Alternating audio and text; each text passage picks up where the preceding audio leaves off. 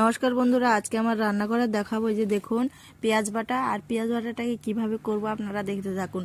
প্রথমে কড়াই বসিয়ে দিয়েছি, কড়াইটার মধ্যে গরম হয়ে এসছে। গরম হওয়ার পরে আমি দেখুন এই যে পেঁয়াজটা ভাজি করে নিব। লঙ্কা দিয়ে দিয়েছি, স্বাদ মতো লবণ দিব, আর একটু হালকা হলুদ দিব যাতে কালারটা আসে। এখানে হলুদটা না দিলেও হবে, আমি দিলাম একটু হালকা।